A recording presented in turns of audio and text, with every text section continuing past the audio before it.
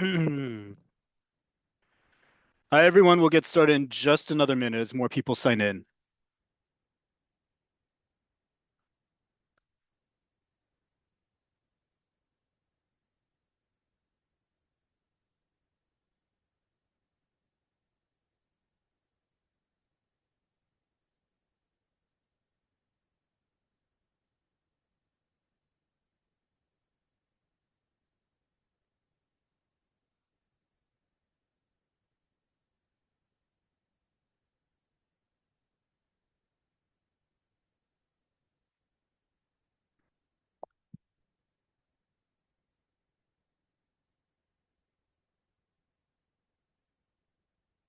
Um,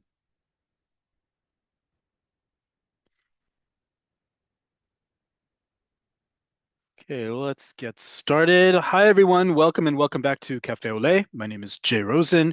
Here at Cafe Oleh with Nefesh B'Nefesh, we go over the everyday Hebrew you need here in Israel to succeed, whether that's reading and paying your bills, going grocery shopping and reading nutritional labels, keeping up with the news, striking up a conversation, job interviewing, dating, flirting, complaining, all the everyday things you do in your native language in your country of origin, but here in Israel in modern Hebrew. As always, we want to hear from you what topics you'd like us to cover. You can always be in touch with us by email at hebrew@nbn.org.il. You can also, if you're joining us live on Zoom, write to us in the chat with any questions, comments, concerns, or topic requests. You can also see all of our previous lessons up on YouTube. Just go to youtube.com, type in Cafe Ole. You'll get the first search result will be a link to our playlist with over 200 past lessons. I think we've already reached 40,000 views there. So not only can you subscribe, you can download all of our previous spreadsheets there. You can leave us a comment, obviously. You can give us a like, obviously share the love as these are free and open to everyone. One last bit of housekeeping. If you're joining us live on Zoom, any questions you may have about the topic to cover, please write in the Q&A. Anything else that's not related, please put in the chat. I will be reviewing the chat transcript after class. Only the Q&A will I be looking at the top of the hour. And we just ask that you keep the personal chit chat to a minimum and to disable any AI bots you may otherwise use on Zoom calls. This is also one last housekeeping reminder. This is our last spring session class. We're going to take a week break next week and then come back with our summer session. So my colleague David, who's on the call, will share with you the links to register for both our Monday classes that you're on now and our Wednesday Cafe Olé conversation class. And it's also on the Nefesh B'Nefesh website. It's probably in your email as well. Be sure to sign up for our summer session. All you have to do is sign up once for the summer and you'll be part of the entire session. We have new classes that we've never taught before. We have classes that we haven't taught in a while. And we still have space for your requests. So please feel free to send them in. Obviously, look at classes we've done in the past, just so that we're not repeating ourselves at least too close to one another. So with that, let's get started. So in our last week of the spring session, we are getting ready for the next big holiday here in Israel. Next big holiday is the same holiday that's being shared by Jewish communities worldwide, Shavuot. But, and this is the big but, we've talked about this holiday in the years past, and we're really going to further emphasize it this year, that Shavuot is a very Israeli holiday, or at least it has become a very Israeli holiday. And yes, in Israel, you can find the two classic ways that many Jewish communities around the world celebrate this through eating dairy products and through all night studying. Those are as much based in interpretations on the Torah and the commandments surrounding the holiday itself, because this is not only a holiday mentioned in the Torah, this is one of the three pilgrimage festivals. So this is a holiday you are going to be able to say to each other, Chag Sameach. You don't have to say the whole name. We're actually going to learn not only all the different names to this holiday, as there are quite a lot, but understand a little bit more why it's so unique in Israel and who helped do that. And if you haven't looked at our class in the past on this, I will give you a hint. It's probably on its face value, both the least expected community possible to have reinvented and reinvigorated the importance of this holiday, but also the most relevant one to do so. Okay. I'm not going to get into the dairy and the all-night studying. We've done lessons on Shavuot in the past. I want to teach you about Israel. those things you can find. By the way, you can thank the Israeli dairy concern Tnuva for our obsession with dairy foods. Yes, I know the whole midrash about we didn't receive the Torah and it was eating how dairy foods, folks, it's like sufganiyot on Hanukkah. It was a means by which to keep the population in Israel leading up to and after the foundation of the state of Israel well and gained employed. Just like sufganiyot, and we've talked about that for Hanukkah. Same thing with dairy food. I'm not taking away your cheesecake. You ever take my cheesecake away from you, it will not be a pretty sight. And I was very particular about mine. But we're going to talk about a third aspect of this holiday. So with that, let's get started with our vocabulary, and then we're going to get a little multimedia today as well. So first off, we're going to talk about the different names of this holiday. And as was asked by someone a couple weeks ago, and this is absolutely important in general, but particularly in this lesson, you will see that there's an extra column on the left where I put in the root, right? The shoresh of the words we're going to be discussing, because I want you to be able to see the connection between all of them. It is not taught nearly enough, if at all, in modern ulpanim, in formal Hebrew education, the connection to words in between by use of their shoresh. It's usually talked about as a happenstance, or, oh, by the way, these words all have the same shoresh. We need to talk about the interconnectivity of words and how we create words. And we've done that many times in the past. We'll continue to do so here at Cafe Oleh. So we're going to first talk about the name itself, right? Shavuot. Shavuot, or Chag HaShavuot, the festival of weeks, the feast of weeks, right? The pilgrimage holiday of weeks, or simply Shavuot, right? Shavuot means weeks, Weeks, right? It is the plural of Shavua. Shavua, Shavuot, despite the ending, Vav Taf, which normally tells us that's a feminine word, it is actually a masculine word. We'll get to that in just a second. What is the root of this word? Shin Bet Ayin. Okay, that makes sense, right? Because a week has 7 days. So of course we get the word for seven from the same root. Shin Bet Ayin gives us the word Sheva and Shiva. Sheva is the feminine number. Shiva is the masculine number, right? Shavua is 1 week, like I just said. Shvu'i is the adjective, so weekly, right? And then we get some other words that you probably know or maybe didn't know how to say or have slight differentiations. For example, Shiva. In modern Hebrew, remember, we have difference in how we pronounce things as opposed to Jewish communities in diaspora around the world. It's not wrong, it's not right, but it is standardized. So for example, the 7-day period of mourning, because it's 7 days, in modern Hebrew is Shiva, because that's the name. It is not Shiva. That's the Ashkenazi pronunciation of it, which is, again, legit. That is just not modern Hebrew pronunciation. Shiva. It is also known in Hebrew as Nichum Avelim. It's the same thing, comforting those in mourning. Okay, but they are both considered the same thing. And if you were thinking, wait a minute, I know this root, it does indeed come from or is connected to the words for to swear, as in to swear an oath. Lehi is to swear. The town of Beersheba, right? Many people will try to translate as the well, Be'er is a well, of 7. No, it's the well of the oath. Why? Because it has to do with Abraham being there and making an oath with the surrounding tribes, and you can look that up on your own. I'm not going to get to it, but they are connected. The words for to swear, lihishaba, nishba is ani nishba, I swear, right? And shvu'ah is an oath. What's the connection between the two? Well, think about it in ancient times, right? You're proving your loyalty. You're proving your steadfastness on something by swearing upon it 7 times, right? Because if you do something 7 times, it shows your strong intent to believe it.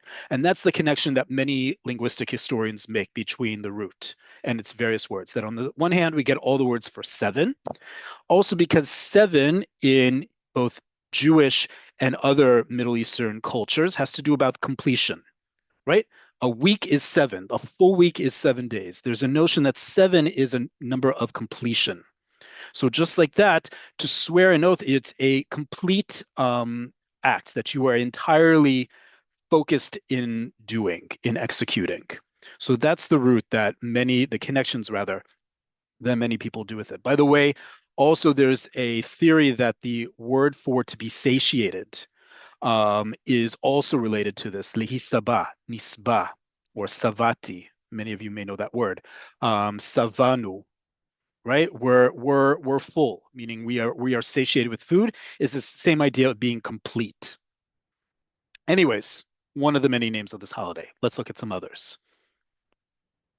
Chag Matan Torah. Right? Chag Matan Torah. Chag Matan Torah. Chag means obviously again holiday, right? Matan is the act of giving, and Torah, the Torah, right? So the idea is that, right, one of the traditions with this holiday is it's the day on which we received the Torah, right? We counted all the days from Pesach, from leaving Egypt, crossing the Red Sea, crossing the Red Sea, getting to Har Sinai, to Mount Sinai, to get the Torah.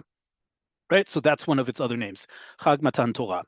That root, nun taf nun, obviously gives us a lot of words. For example, latet. Latet is a verb many of you know. It means to give. It also means to allow and to let. Very important verb that we use a lot in modern Hebrew. Instead of matan, we don't use the word matan in modern Hebrew a lot. Instead, we use netina. Okay, those of you who are more advanced in your Hebrew, you'll recognize this form as the Shem Peula of Binyan Pa'al, which is what Latet is, right? But Netina means giving. You'll hear this word a lot in modern Hebrew about someone who's generous with their time and their money or their emotions, whatever it may be, Netina. Okay, another word you may know, Matana. Matana is a present or a gift, again, because it's something that you give. Right? It also gives us some really interesting words that when you think about it, make a lot of sense why. For example, natun. Natun is something that's given, right? That can be something that's physically given or that's rhetorically or theoretically given, right? When you're talking in theory or when you're talking it's given that the chances of negotiations succeeding are slim, right? You can use it in that concept. And if you pluralize it, you get the word for data, right? The given things, netunim in modern Hebrew is data. Okay. And then finally, a really important word, especially as we keep looking at news and other sources of Israeli media, is the word nitan. Nitan is a very fancy synonym for the word efshal. Right? We don't use it in the same way we use efshal, where we use efshal as a question word, as all sorts of things. Nitan is much more highbrow, theoretical, rhetorical, but you'll see this word used a lot. Nitan, it's possible. Literally, it is given to be. Okay? So, two names down, Chag Shavuot, Chag Matan Torah. Now we're going to look at a few more that you may not know about. First off is a much smaller one, which is why I didn't go into it. There are some Jewish communities that call it Chag HaMayim, the Festival of Water. Why? Well, if you happen to look out, we are getting towards the end of spring into summer. Water is always a necessity. There are various traditions with this. I'm not going to go into it right now, but Chag HaMayim is another name of it.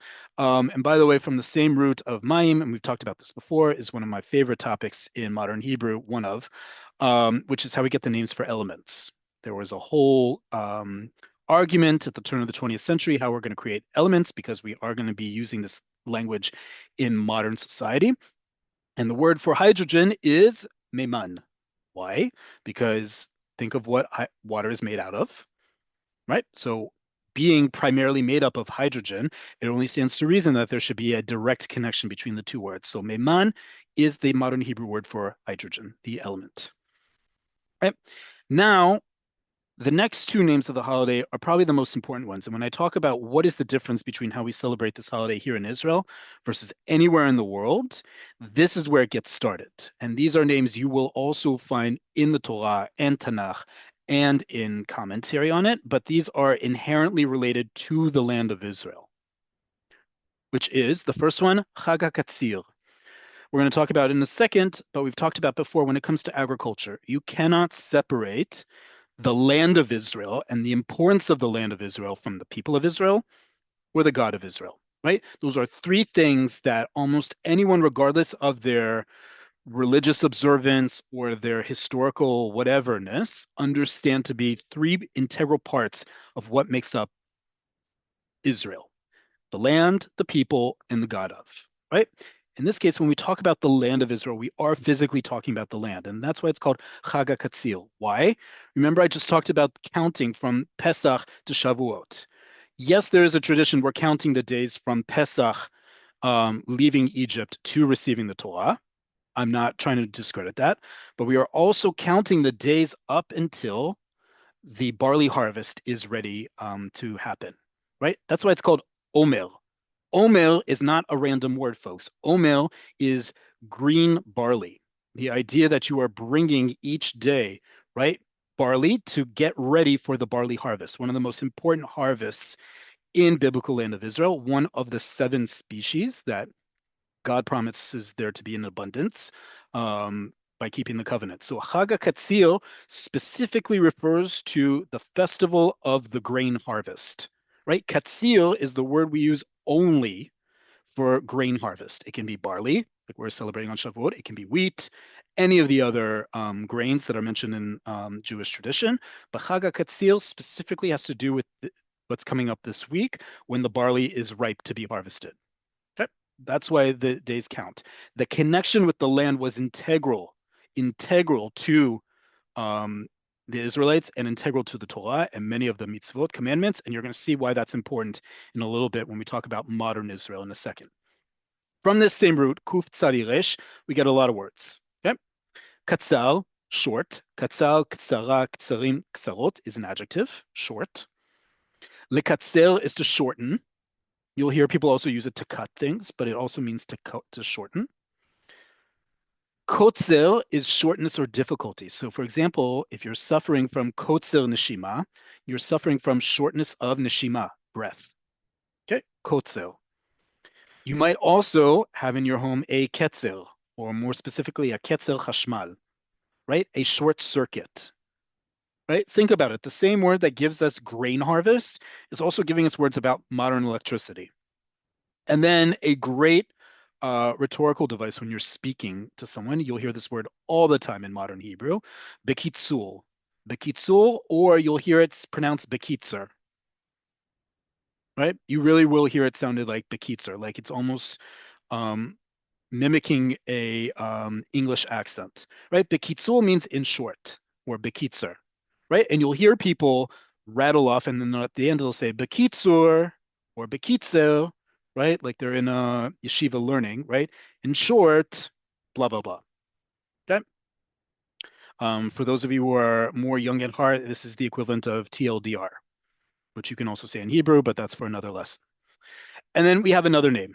So we talked about Chag HaKatzil, and now we're going to talk about another thing agriculturally, right? The first 2 things were about, one was counting, one was the Torah, but now we have 2 names that have to do with agriculture. The first one was Chag HaKatzil, the grain harvest, and now we have Chag HaBikurim, right? The festival of the first fruits. Bet Chaf Resh has everything to do with a first of something. So, for example, a Bechor is a firstborn, right, of a family. Think back to that last big holiday we celebrated, right? What was the 10th plague in Hebrew? Makat HaBechorot, right? The plague literally upon the firstborn. Bechorah is a premiere, as in a hakrana bechorah, the premiere screening of a film, right? And a bachir, or bechira, bachir masculine, bechira feminine, is a senior professional, right? You'll see this word used a lot in the news, for example. Senior officials at the White House, bechirim b'bayit halavan, right? Seniors, meaning the first in their professional ranks or in seniority or in understanding something. All these words are connected. If you're here in Israel, you will see now a huge or emerging huge diversity of fruit that's grown in the land of Israel now being commercially available in the stores, right? From stone fruits, the beginning of the stone fruit season, to citrus, to all sorts of other things, because this is the time, just like the grain, that also other things become ripe. And so the first fruits were an integral part of this being a pilgrimage holiday and also connected back to the land. Again, we're going to come back to that in just a minute. And while we're on the topic of that, let's just review the many names that we have for specific seasons in Israel and specific harvests, right? Yes, we have names of four seasons, Aviv, Kaitz, Stav, Chorev. In the traditional and old ancient Israel, there were only two names. We've since adopted two more, but these are also the names that we used to mark the time, and it was by what you harvested. So we did Katzil, grain, Batzil, which comes up in another 3 months, 2 to 3 months. Batzil, which is the word specifically for harvesting grapes. Masik, which is in the winter. Masik is harvesting olives. Katif is harvesting tree fruits. Anything that grows on a tree is katif. And anything else, especially from the ground, vegetables, anything that grows off the ground is asif. Okay, so what am I trying to lean you towards? To understand Shavuot is to understand its connection to the land of Israel. We can talk about the people of Israel. We can talk about the God of Israel for sure through Chag Matan Torah. But it's the land of Israel that's really important when we understand this holiday and its connection. And it's also, if we think about the reverse, why many Jewish communities, not all, but especially non-observant, non-ritually observant Jewish communities have a hard time with this holiday abroad because its connection to things doesn't have as much going for it as Pesach and all the crazy preparation for it, right? Doesn't have as much going for it as Sukkot with, 7 to 8 days of living in a sukkah and all the things that go along with the lulav and etog. This is a 1 to 2 day holiday. It seems pretty quick, right? In comes perhaps again the most unlikely, but also the most relevant community to make this holiday very Israeli. Before we get to that, for Wednesday, those of you who join us for Cafe Oleh Conversations, you're already going to be receiving the question prompts that you're going to be using to talk about Shavuot, your plans, and also what we're about to watch together. You'll get that in both the recap of today's class as well as already for Wednesday. So we highly recommend coming both to practice what are your plans and maybe getting plans. You can also obviously talk about what kind of cheesecake you prefer, what kind of dairy products in general, or what you plan to do in general. But we highly recommend you joining us on Wednesday. It's open to all levels, whether you've joined us in the past or not. I'm going to stop there and I'm going to share with you a documentary we watched a few weeks ago when we talked about Emek Israel, right? The Jezreel Valley. And this documentary is a four-part series, award-winning four-part series called HaKibbutz, the Kibbutz. And to underscore the importance of the kibbutz in Israeli society then and now is Shavuot, and Shavuot is the kibbutz. They are so interconnected in modern Israeli society. It would do me a disservice in teaching you both modern Hebrew and the society in which we live it by not talking about it and not showing you how integral not only the kibbutzim were in making Shavuot relevant to those who decided to live in the land of Israel and who now could because of the Zionist movement, but how integral the kibbutz has been and to this day in reviving and resurrecting and reinvigorating what Jewish life in the land of Israel could be. Okay, so we're going to watch part of the kibbutz. I'm going to put on the auto translate. I'm telling you now, these subtitles are terrible. It's based on Google Translate. You know what I feel about Google Translate. They are terrible.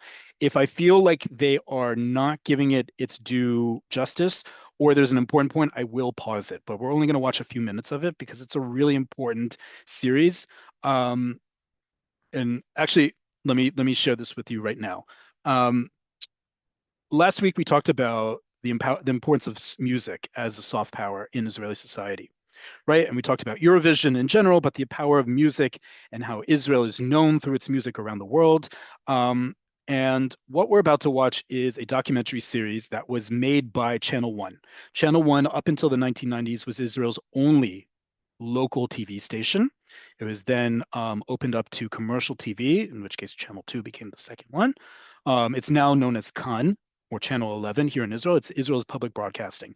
That is the means by which Israel is allowed to participate in Eurovision, right? It's not a country that participates, it's its public broadcasting service that allows it to present itself. And Israel and Kan is not just a news agency, and it's not just a TV station, and it's not just a variety of TV stations and radio channels. It's also its own producer of content. This is one of many award-winning content that Khan has created. You probably know TV series that are doing it. For example, the show Kupa Rishit, that's also available on Netflix, is a Khan original. Shtisel is another one. Lots of very famous Israeli TV shows were produced by Khan. So when we talk about the power of culture, this is one of many, many examples that, frankly, we should not have to rely on auto-translate from Google Translate to understand. You, however, learning Hebrew with me, you're going to have to do that because I want you to learn the Hebrew. But for the rest of the world, right, to understand the importance of the kibbutz in the larger context of Jews in Israel would be a tremendous asset to Israel's public image. That being said, let's watch a little bit of it. So I'm going to give you the context. We are watching chapter 2 of 4, and this is the same chapter that we watched a couple weeks ago on Emek Israel, because it's talking about the importance of Emek Israel, the Jezreel Valley, as the haven, as the epicenter of kibbutz life and the kibbutz movement, that all its major institutions were there, its underpinning as an important place are there. And so it's talking right now, it's shifting from the importance and how children were raised, particularly in this one very famous boarding school in Emek Israel, to what the adults were doing at the same time. Okay, so let me pull it up. חיים, שקשה אולי להסביר את זה למי שלא חי את זה. באמת הייתה לנו הרגשה שאנחנו מנהלים את עצמנו. ובעוד ילדי הקיבוץ נמים את שנתם המשותפת במוסד החינוכי המשותף, הוריהם ממשיכים לחנך גם את עצמם. האנשים האלה שעובדים מצאת החמה עד צאת הנשמה, מוצאים את הזמן ואת המרץ לייצר אוצר בלום של שירים, הצגות, אלונים וציורים. שיאו של הבולמוס התרבותי הזה, ושיאה של התרומה הקיבוצית לתרבות הישראלית כולה, היא מסורת החגים הייחודית שמתפתחת בקיבוץ. אני חוזר להנחר... Right, what did he just say? That was really important. Right, that the highlight, the hasi of the culture, the contribution of the kibbutz movement to the emerging notion of what Israel identity and society is, are the unique holiday traditions that it created for itself, and that by extension were filtered out, spread out to the emerging nation of Israel. היא מסורת החגים הייחודית שמתפתחת בקיבוץ. אני חוזר להנחרות כדי לשמוע ממוטי זעירה ושי זרחי איך אבותיהם ואימותיהם לקחו את המסורת של העיירה היהודית ושתלו אותה חזרה באדמת הארץ.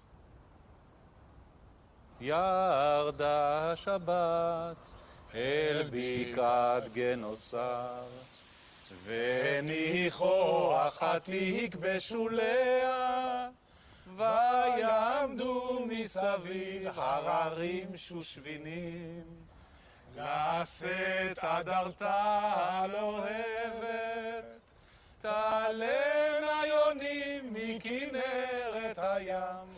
ארץ ישראל, המפגש איתה, הוא מפגש שאמור לתת את התוכן הרוחני והתרבותי לחיים החדשים. ואנחנו בכלל בתפקיד של להחיות את החקלאי העברי הקדמון. ככה גם שאלת הטבע והחקלאות, שהיא הופכת להיות הבסיס ליצירה התרבותית בחיים הקיבוציים, ואחרי זה בכלל בתרבות הארץ ישראלית, היא דווקא הולכת משהו אל היסוד שאפשר אולי לקרוא לו הפגני. Right, what is he saying? That the basis of the kibbutz, right, was to resurrect an agricultural economy and also an agricultural connection back to the land, right? Working the land for its benefit, which in turn connects us not just to the land now in the present, but to our thousands-year-old traditions that we weren't able to do in diaspora. So in reconnecting to the land through actual working it, we're also creating a culture, or we're trying to revive a culture after all these years of diaspora. הטקסים צריכים לבטא את ההתחברות המחודשת אל הנופים הארץ ישראלים, אל קצב עונות השנה ואל העשייה הפרודוקטיבית בשטח. Right? So what are they talking about when he says that use the word pagani, which yes, does mean pagan? He's talking about tkasim. We've talked about this word a lot in the past, right? A tekes is a ceremony. And what you're seeing on the screen now are all the various tkasim, ceremonies that the kibbutzim created based on their present, but also how they understood their connection back to the land that we had been divorced from for thousands of years, and how best to connect with it, not just by working it, but also celebrating it. And so what you see here are ceremonies that they created to reconnect to the land. So you're seeing, for example, through dance.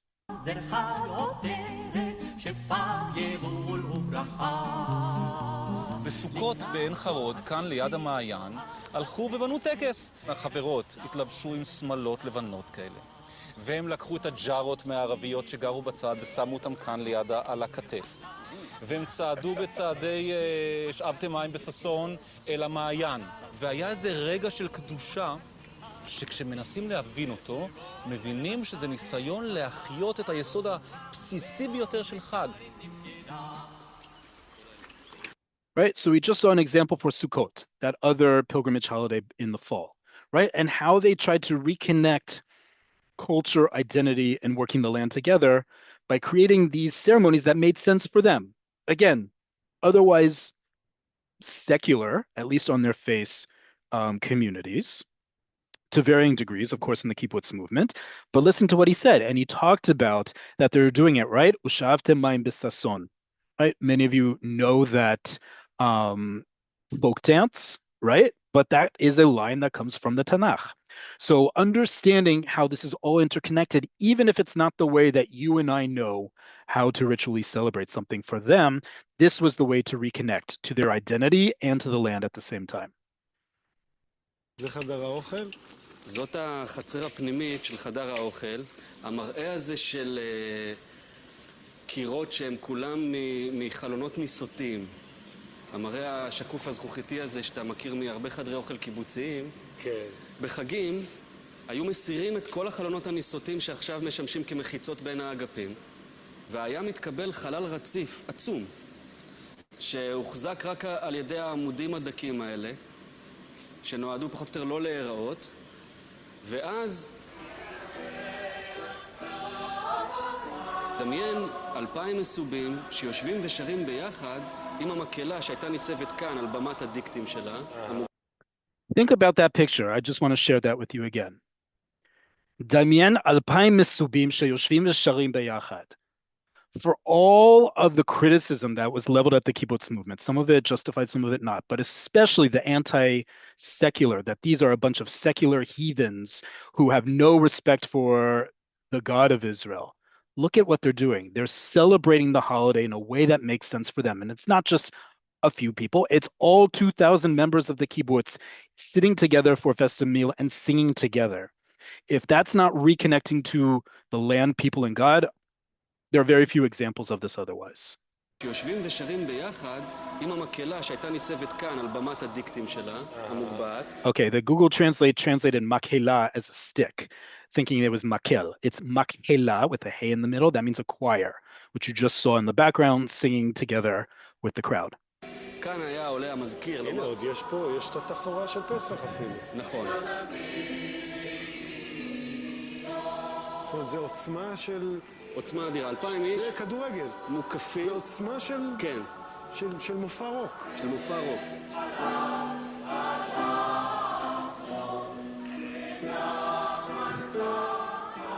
שומעים בתהודה של התקרה האקוסטית, שהייתה אז המילה האחרונה, את דבר המזכיר ואת הילדים שהם באו עם העומר. כן, כן. שקצרו אחר הצהריים. See, here's the Omer. Not just a prayer and something you can't recite every night. The literal sheaves of barley, of green barley that's getting ready to be harvested. כן, ואת המקהלה שעמדה ושרה את ההגדה הקיבוצית בנוסח יהודה שרת פחות או יותר. המאמץ האינטלקטואלי והעיצובי של ההגדה של פסח היא להראות שדורנו, שהוא החוליה האחרונה בשרשרת המסע ממצרים לארץ ישראל, אכן נכנס לארץ ישראל. if there's any one line from this documentary, that's the line, at least from this chapter, that needs to be said. Look at all the effort, he says, going into creating this holiday. Look at all the artistic effort in creating. Each kibbutz had its own Haggadah, had its own way of celebrating Pesach, and that each kibbutz saw itself as the direct connection between leaving the land of Egypt to the land of Israel and fulfilling that promise of actually entering the land of Israel. And we don't know what's going to happen yet next, but we are fulfilling that promise of entering and being re-entering and being a part of the land of Israel again. And think about that also in terms of other communities to this day that see themselves as an insular protector, guardian of Jewish identity. That could be the ultra-Orthodox. That could be Jews in diaspora versus Jews in Israel. That could be more observant people. That could be more secular. The kibbutznikim, the members of a kibbutz, saw themselves no less the guardians of Jewish identity and the connection through the connection to the land of Israel that they were uniquely promoting than anyone else.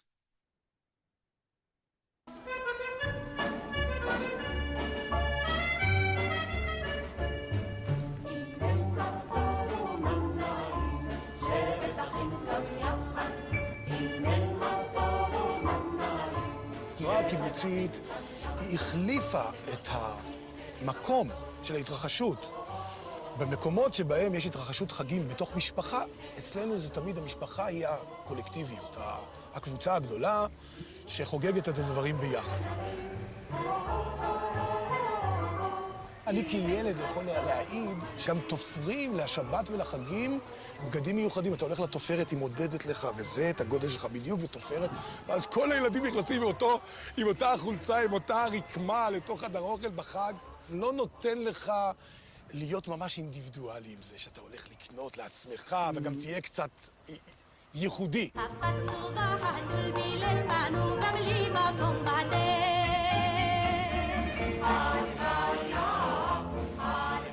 אסף הצעיר, מה תפקידו בכוח בפסח?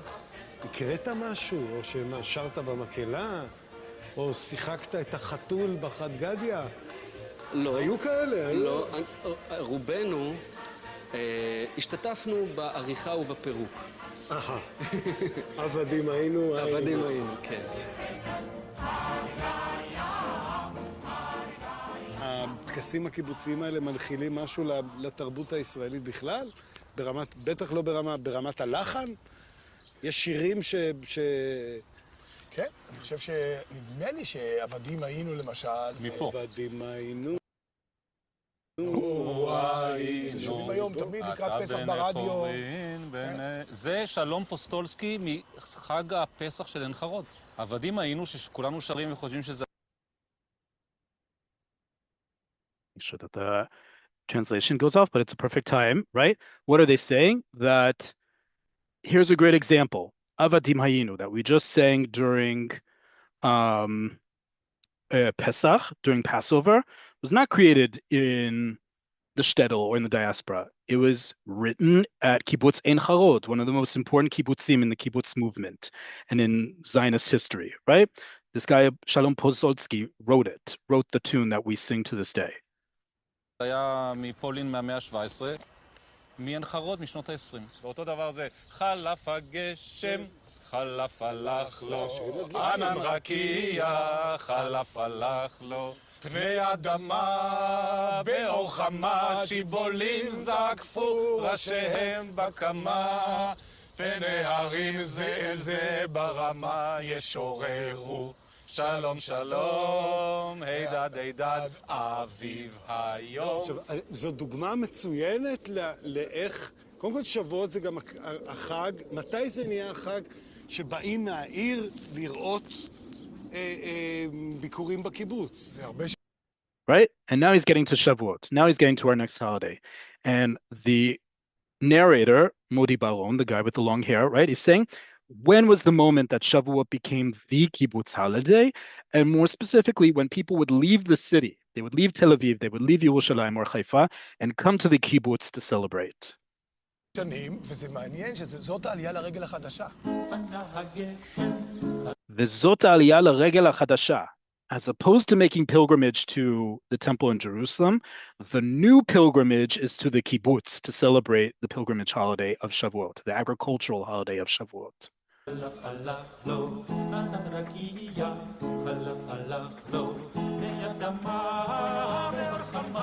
מה היה הטקס כאן בעמק?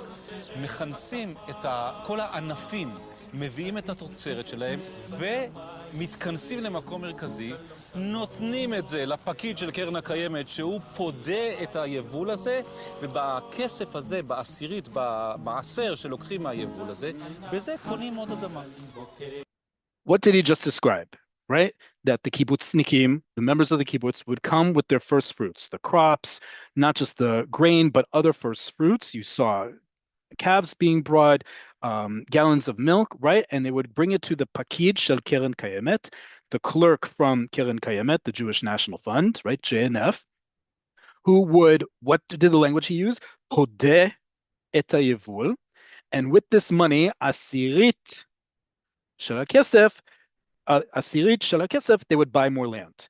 They're using the language of how we used to pray when the temple existed in Jerusalem to talk about the kibbutz, right? That you would bring an offering that would be taken upon, instead of the Kohanim, the priests, it would be a member of the Jewish National Fund who would redeem it, right, would give you credit for it, and then a tithe on it would be used to buy more land, right? So again, making a connection with not just anytime biblical connections to the land of Israel in the 20th century.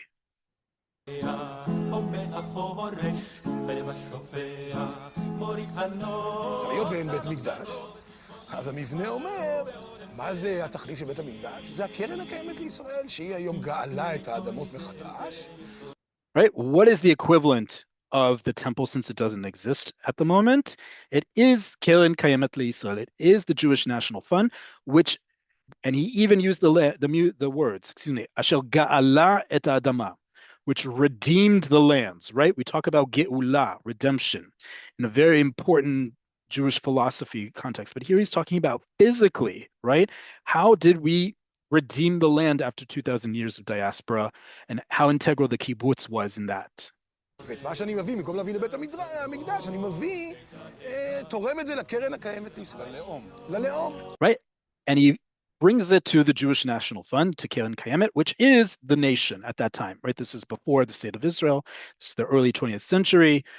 The people responsible for the land and what happens on it, the Jewish National Fund, right? To the nation. The two are indistinct from each other. כן? האדמת הלאום שמוחכרת לנו כדי שאנחנו, חס ושלום, לא רכוש פרטי שלנו. אנחנו לא קרישי נדל"ן, אנחנו קיבלנו את זה מהלאום כדי להוציא לחם מן הארץ, אז אנחנו... We receive the land in order to, what do you say? להוציא לחם מן הארץ. Again, a supposed secular person using Jewish words, Jewish expressions, and they are very Jewish words, להוציא לחם מן הארץ, the prayer we say every time we eat bread, right? To describe the connection that they were building. אנחנו נותנים את הפרי הזה ללאום. Right? I share that with you for a couple of reasons. One, I highly recommend on your own time to go on YouTube and type in kibbutz, Shavuot kibbutz, and you will see videos from the last many years of how Shavuot is celebrated to this day. Very similar to what you saw here. Obviously, in now the 21st century, you'll see tractors, you'll see cherry pickers, you'll see all sorts of folk dances being done. There are some poignant retrospectives of Shavuot on the kibbutz since October 7th, because many of the communities that were affected were kibbutzim in the south. But how integral, not only is this holiday interconnected with Israeli culture to this day, and people will go to a kibbutz to celebrate Shavuot, or even in the days before going to it, how important it is to reconnect to the land, and how the kibbutz and the kibbutz members really saw themselves as the last or one of the few guardians to make that connection, to ensure we have this identity through the land, because we are the ones who succeeded from the Exodus from Egypt to entering the land of Israel. I say all of that for a couple of reasons. One, because I think regardless of what level of Hebrew you're currently at, you should have access to important documentaries and content that's created, like this documentary on Kibbutz. All 4 chapters, by the way, are on YouTube. You can just look it up yourself. It's obviously free. And many other documentaries that we do a disservice, not just to Hebrew learners, but people interested in Israel and not making them more readily accessible. There's a great one on the history of Tel Aviv. There's the most famous one, Amud Ha'esh, from the early 80s, that was indeed translated and narrated by Sir Ian McKellen. Pillar of Fire, that talks about the history of the Zionist movement. But number one, it's important to see that. Number two, to understand the difference or the uniqueness of Shavuot in Israel and how we try to reconnect with it. And maybe in addition to whatever dairy products you plan on consuming, maybe having something symbolizing the grain harvest, like wheat or barley on your table. Maybe having some of the first fruits that have come out this season on your plate. Maybe making sure they're all totzeret haaretz, products of Israel. Because when we're learning Hebrew, it's also understanding the context in which we're learning it, which is the modern state of Israel and all the things that go into creating what it is now. The kibbutzim are an integral part of it, no less or more than any wave of aliyah, no less or more than any other part of Israeli society. With that, I'm going to stop here, answer some Q&A. On Wednesday, we're going to talk more about your plans for Shavuot, and we're going to talk a little bit more about what you just saw here. You're going to get a link to this documentary, so you're able to watch it on your own, but also talking about what are your contributions to Israeli society? What do you want your contribution to be? As someone who has made aliyah, is thinking about making aliyah, is learning the language that is used here, what's going to be your contribution or ours collectively? Let me answer some questions.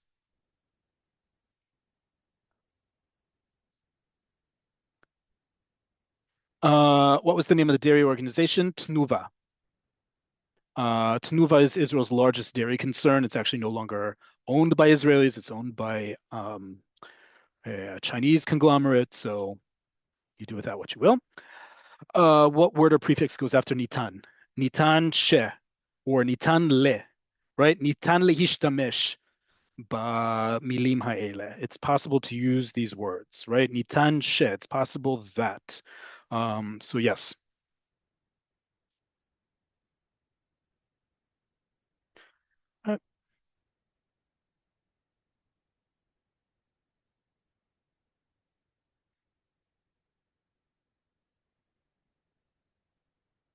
Please give examples of kotzel. Kotzel neshima, literally a shortness of breath, right? What is the connection between grain and electricity? Like I said, likatzel means to cut or to shorten. Katzir is the name of the grain holiday because what are you doing? You are literally cutting off the sheaves of grain with a scythe, right? And so from the same root we get in modern Hebrew, because we're trying to revive a 5,000-year-old language into 20th, 20th, and 21st century reality. Ketzel is the word for a short circuit. That's the connection. Does firstborn in Hebrew always refer to a male? No. Bechol is a male firstborn. Bechorah is a female firstborn.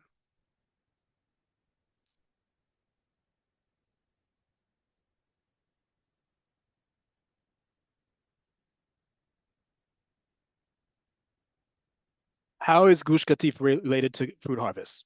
How is it? Think about that. Gush is a block, B-L-O-C. It's a piece of land. And Katif has to do with what? Tree fruits. What was grown in that part while Jews still lived there? Citrus. It grew a lot of different produce, but particularly citrus trees were imported into the land of Israel about 300 or so years ago. The South, in particular, is a very popular place for citrus to be grown. The kibbutzim and yishuvim that are around the Gaza Strip, but also Jews used to live in Gaza Strip in Gush Katif, which was the name of it, also grew citrus fruit. To this day, you can also go volunteer farm citrus fruit in and around the Gaza Strip.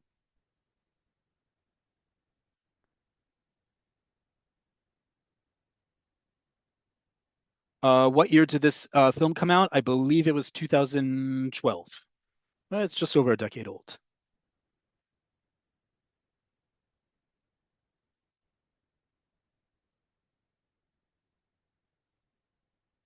Okay, with that, I see some questions I've already answered. With that, I'm going to leave you a little bit early this week. So first off, toda rabah, thank you all for joining. This recording will be up on YouTube in the next day or so, along with the spreadsheet we saw, along with the link to the documentary, which is anyways on YouTube, so you can look it up on your own. Wednesday, we have our Cafe Oleh conversations. You are all welcome to join regardless of your proficiency level. Remember to read the reminder email you will get because it not only tells you what the topic is, and the conversation prompts, it also tells you how to rank yourself in your current proficiency level. If you don't join us, I hope to see you in 2 weeks' time when we start our summer session. And whether or not you join us on Wednesday, whether or not we see you in 2 weeks from now, wishing you all a Chag Sameach. Again, you can just say Chag Sameach for this upcoming holiday. I hope it's as much full of dairy products as it is a lot of what we talked about and showed today. So until we see each other again, toda rabah ve lehitraot. Take care.